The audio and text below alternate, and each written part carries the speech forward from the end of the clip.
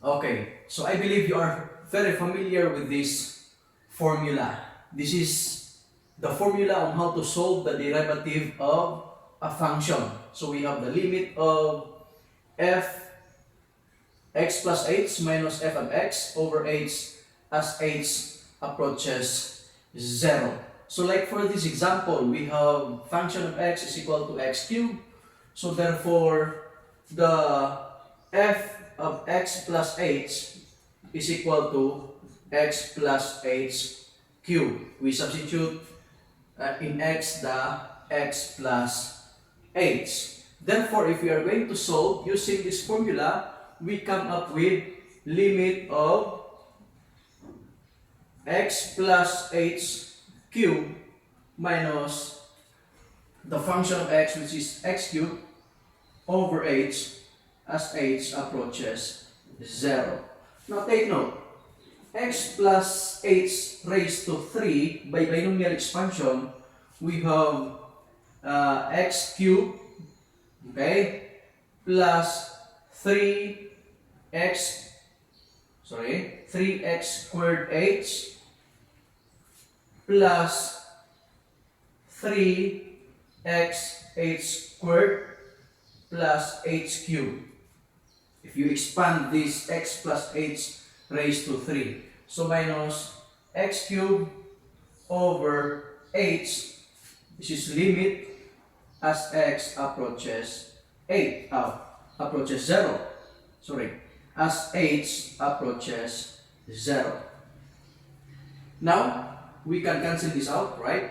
The x cubed and the negative x cubed. So what is left is limit h approaches 0 is equal to 3x squared h plus 3x h squared plus h cubed over h as h approaches 0.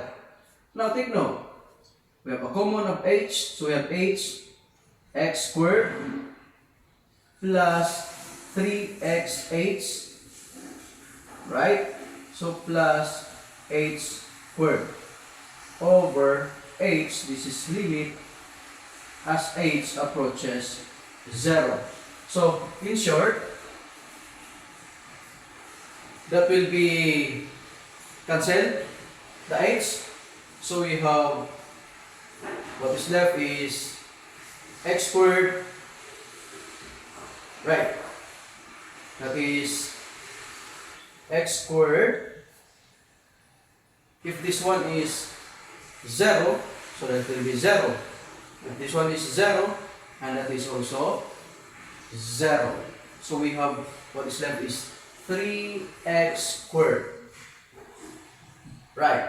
So therefore, the slope, the equation of the slope of the function x cubed is 3x squared. So this is the derivative of the function x cubed is 3x squared. Now, if you are so observant, from the original function to its derivative, what is, okay, should I say pattern? What, from x cubed to 3x squared, can you observe? What happened from x cubed to 3x squared? This is simply, right? If this is x, we put the 3 beside x, in front of x. Right? We put the 3 in front of x, then the exponent we deducted 1. Will you agree? From x cubed to 3x squared, we put the exponent in front of x, then the exponent is deducted by 1, and that becomes 3x squared.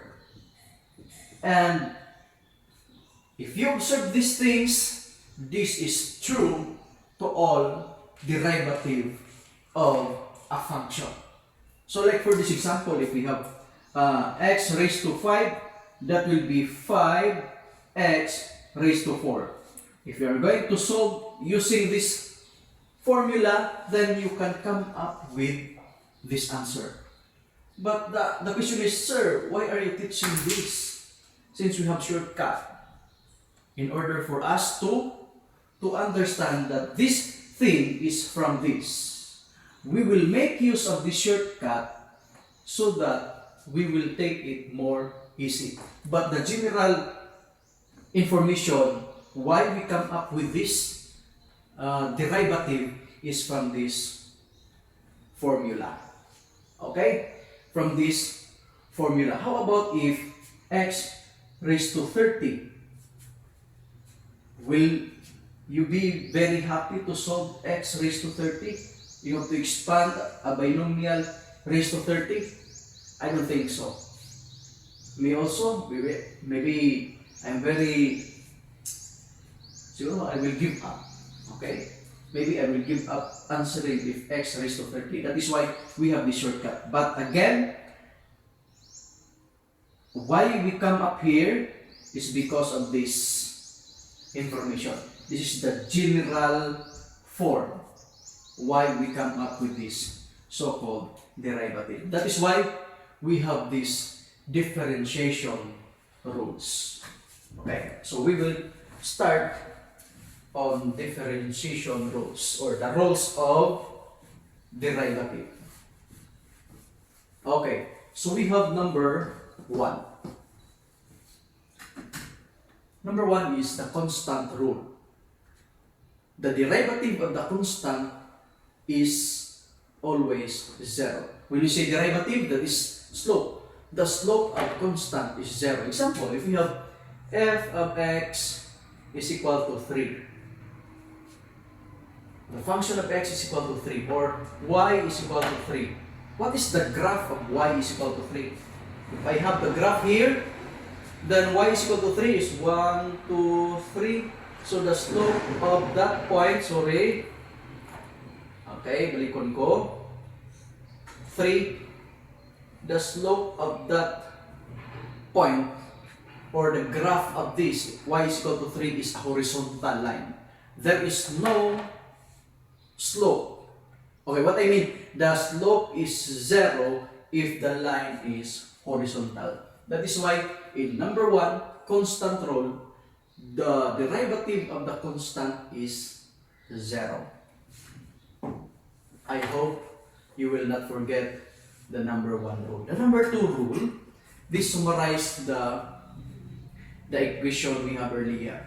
So, we have the derivative of x raised to n with respect to x is n x raised to n minus 1. Example, if we have derivative of d of dx x raised to 5, that is 5x 5 minus 1 is equal to 5x raised to 4.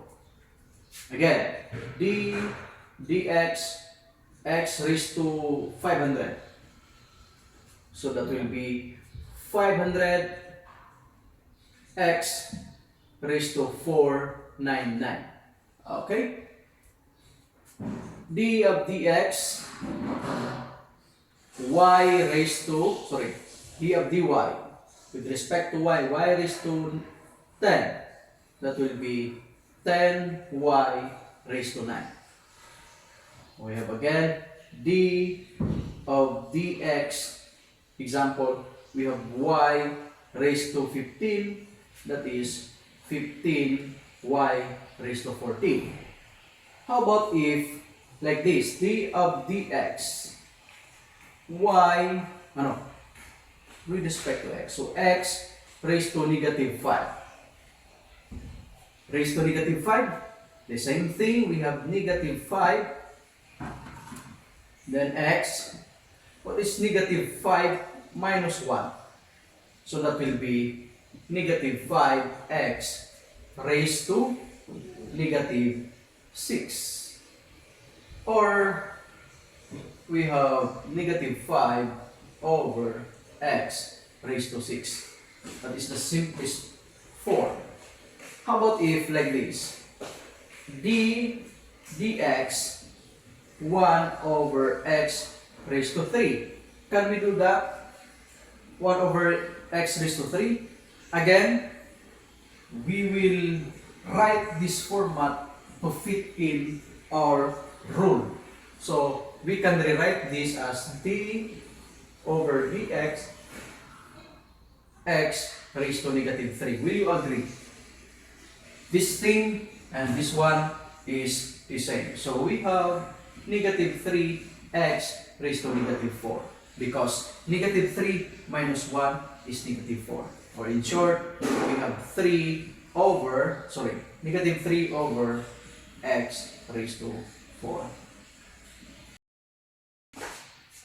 Okay, so how about if 3x squared? What is the derivative of 3x squared? As you observe, we have a number before the x squared. So, in this example, we have d of x, ax raised to n, that will be a times n x raised to n. So, we are going to multiply 2 and 3. So, that will be 3 times 2 x raised to 2 minus 1. Or that will be 6x. Okay? Because 2 minus 1 is 1. So, x raised to 1 is 1. Like for this example, 12x raised to 5. So, that will be 60. Okay? That will be 12 times 5x raised to 4, or that is 60x raised to 4. Another example, 4x raised to negative 5. So that will be negative 20. Negative 5 times 4 is negative 20.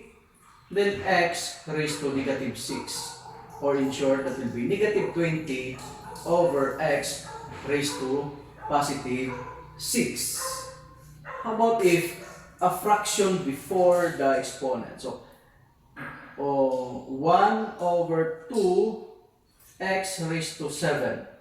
So 1 over 2 x raised to 7, so that will be 7 over 2 x raised to 6. Another example, 3/4 x raised to 12. 3/4 x raised to 12. So the derivative of this is equal to 3/4 times 12 x raised to 11. Because 12 minus 1 is 11. 3 times 12 is 36 divided by 4. So that will be, okay, step by step. 36 divided by 4, x raised to 11. So that is 9x raised to 11. I hope you are now familiar with this rule. Okay? What if the exponent is a fraction? So we have 2x raised to 1/2. So that will be 2 times 1/2. Okay. Then x raised to 1/2 minus 1. So that will be 2 over 2x. What is 1/2 minus 1? Okay. 1/2 minus 1 is negative 1/2, right? So that will be x raised to negative 1/2. Or that is equal to x, that is equal to 1 over x raised to 1/2. So that is the use of the power rule. So if there is a number before the exponential, before xn, you are going to multiply the n and a, then raise to, with the x then raised to n minus 1. So that's it.